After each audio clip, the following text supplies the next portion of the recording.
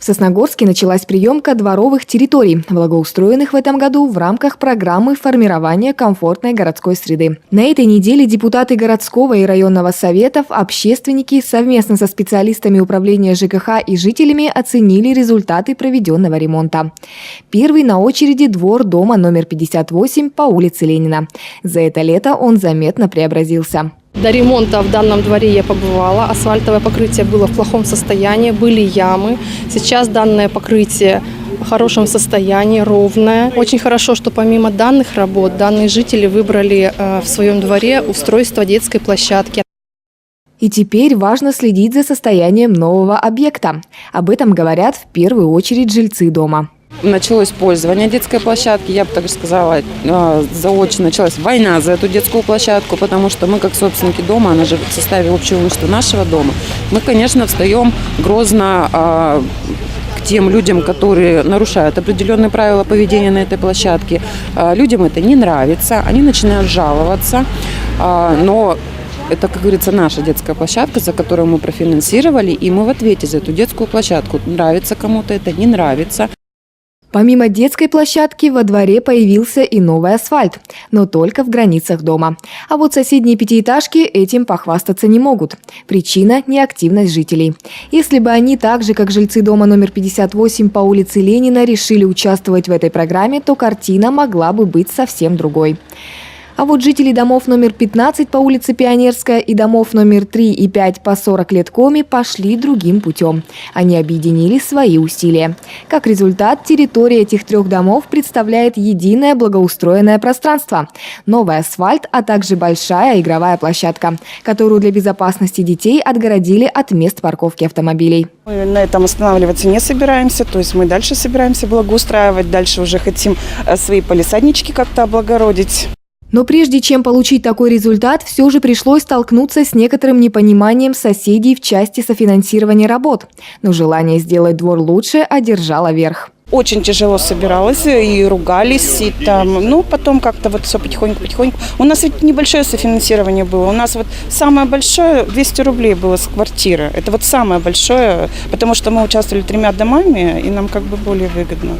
Жильцы также отмечают, что такого масштабного ремонта дворовых территорий в нашем городе не было давно. Еще один объект, отремонтированный по программе формирования комфортной городской среды – двор дома номер 11 по улице Ленина. Главная радость для местных жителей – новое дорожное покрытие, ведь здесь его практически не было. Вот когда дожди или таяние снега, то есть это... от начала и до конца. Сплошная лужа. Люди вообще давно хотели и давно говорили, что как бы нам двор сделать, как бы нам двор. И в итоге слава богу. И таких примеров может быть больше, ведь все зависит от активности жителей, от тех, кто хочет сделать лучше. Участие в таких программах – это уникальная возможность сделать ремонт там, где он не делался по тем или иным причинам. Приятно, что такие программы начали осуществляться у нас в городе. Хотелось бы поблагодарить инициативных жителей и обратиться с этим примером к жителям нашего города, что такие программы работают, существуют, дворы меняют свой облик. И это, конечно, очень радует. Стоит отметить, что в этом году будут благоустроены еще 3 дворовых территории. Благодаря образовавшейся экономии было решено перенести работы с 2019 года на этот.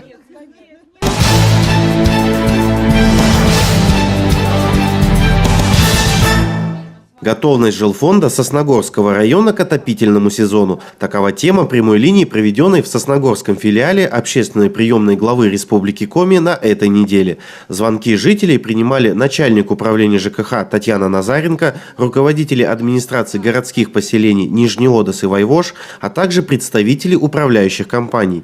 Согласно постановлению администрации района, тепло в социальные объекты стало поступать с 1 сентября в режиме пробных топок, а полноценный отопительный сезон стартовал с 14 сентября.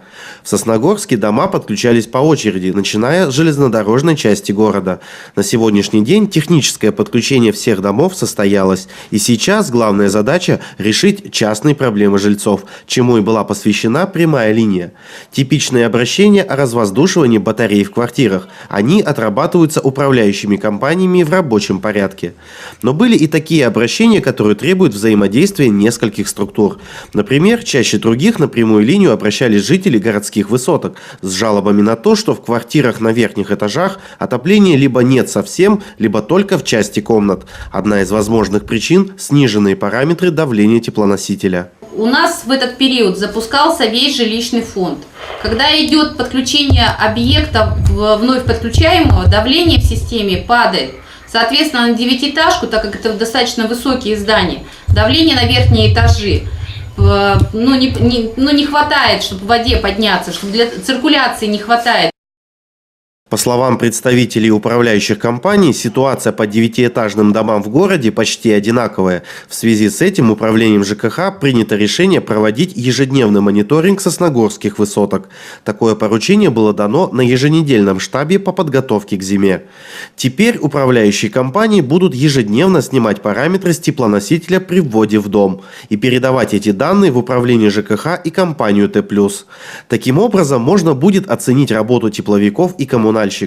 Если давление в норме, то претензии будут предъявляться коммунальщикам. В противном случае ответственность за холодные батареи ляжет на тепловиков. Всего на прямую линию поступило около десятка обращений. Они касались не только города, но и района. Так, например, был озвучен вопрос о недостаточной температуре теплоносителя в жилых домах воевожцев. По словам Татьяны Назаренко, если есть подозрение в некачественном предоставлении коммунальных услуг, то здесь можно обратиться в Госжилинспекцию. ГЖИ – это их функционал. Они делают проверки по предоставлению качественных коммунальных услуг. Все вопросы, прозвучавшие в ходе прямой линии, взяты на контроль. На момент подготовки материала к эфиру стало известно, что все обращения по высотным домам отработаны, и в квартиры сосногорцев поступило тепло.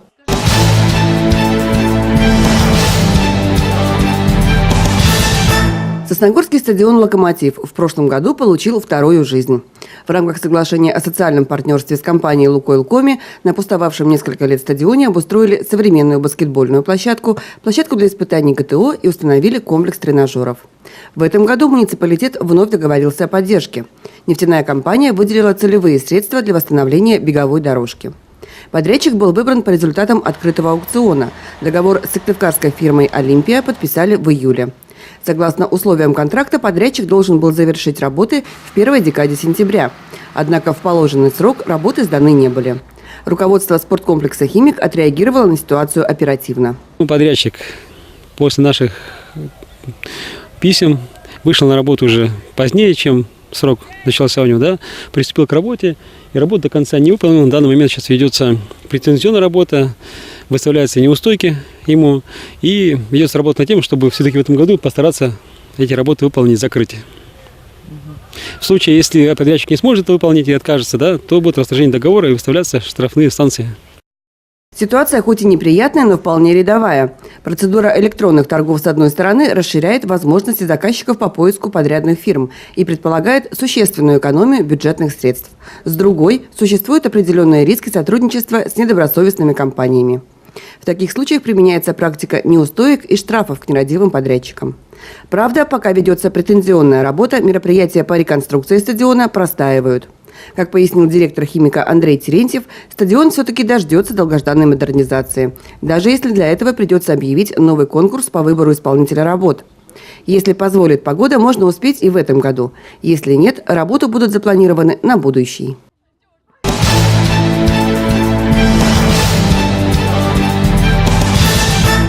Сосногорские кадеты получили возможность задать вопросы одному из последних героев Советского Союза. Инок Киприан, в миру Валерий Анатольевич Бурков, личность известная. Воин-афганец, авиационный наводчик, полковник в отставке, бывший советник президента, автор и исполнитель композиций, посвященных воинам-интернационалистам. А еще человек, смотревший смерти в лицо, в прямом смысле слова. Раненый Валерий Бурков трижды пережил клиническую смерть во время операции. Монашество с именем Киприан Валерий Бурков принял 2 года назад.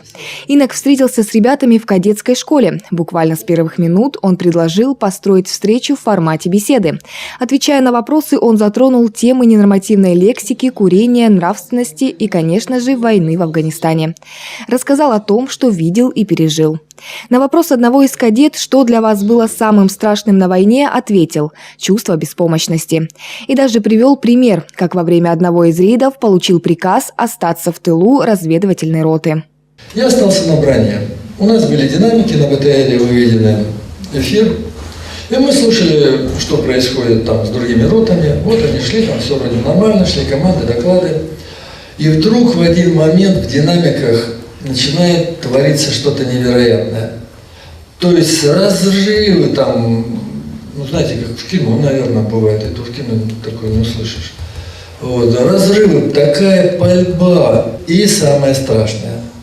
Мужики, помогите, нас убивают. Рота напоролась на засаду. Ну, слава богу, не вся рота, а передовой отряд, который шел саперов. В общем, это было страшно. Вот эта ситуация у меня сразу в голове. Вот если бы я был там в роте, я бы сейчас видел, откуда стреляют, я бы сейчас вызвал авиацию, навел бы, я мог бы как-то помочь. А я сижу здесь на БТРе, я понятия не имею, я ничего не вижу, где они там, как наводить. Я ничем не могу помочь. И вот это состояние беспомощности, когда ты видишь, ну, слышишь здесь, в данном случае, что убивают твоих товарищей, которых ты даже не знаешь, это страшное состояние, беспомощное. Но, слава Богу, как говорят в народе, пришла классная мысль, пришла. Не я ее родил.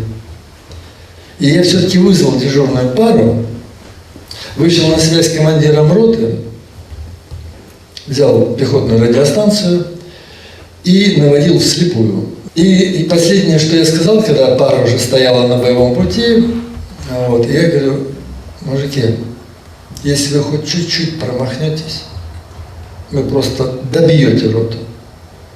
И вот мне тогда очень воодушевил ответ вертолетчик. Я понял, все будет нормально. Авианалет прошел успешно, но ощущение беспомощности стало самым страшным чувством в жизни. Боевые операции для авиационного наводчика Валерия Буркова закончились ранением. Подорвавшись на мине, он потерял обе ноги. И уже в госпитале, осознав свое положение, не смирился.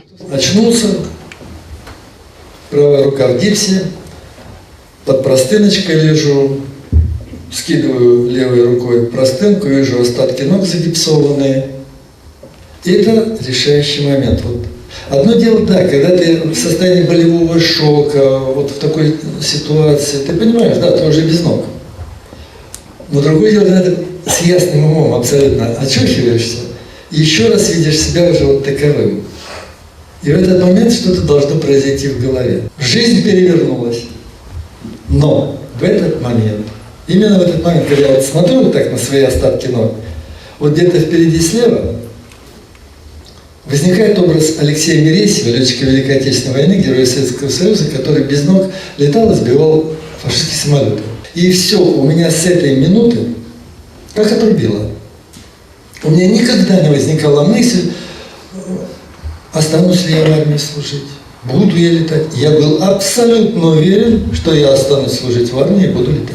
Так и произошло. Бурков вернулся в строй. Он стал живой легендой. Встреча с удивительным человеком, возможность переосмыслить ситуацию, примерить на себя дала кадетам уникальный опыт. Ведь многие из них хотят связать свою жизнь со службой в армии.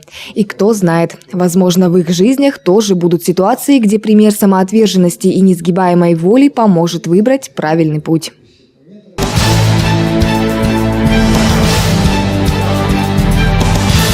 Любая передовая технология неотличима от чуда. Артур Кларк. И действительно, раньше телевидение казалось просто чудом. Сегодня мы привыкли к телевизору в каждом доме, словно так было всегда. Но телевидение продолжает развиваться. На смену аналоговому приходит новый цифровой формат вещания. Стандарт DVB-T2 формат MPEG-4. С 2009 года в России началась новая эра цифрового телевидения. Мы расскажем о ней в цифрах. Мир развивается по пути технического прогресса. Цифровое телевидение – это новый этап развития. Цифровое телевидение смотрят более чем в 675 миллионах домохозяйств по всему миру. Это почти вся Европа, США и Япония.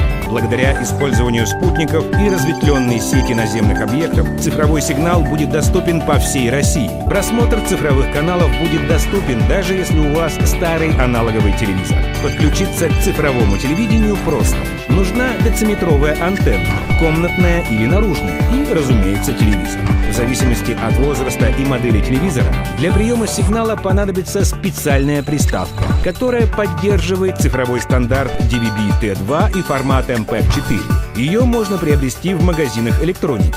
А современные телевизоры будут поддерживать стандарт цифрового вещания DVB-T2 без всяких дополнительных устройств. Мир не стоит на месте, и скоро прогресс придет в каждый дом. Цифровое эфирное телевидение – это сигнал к лучшему.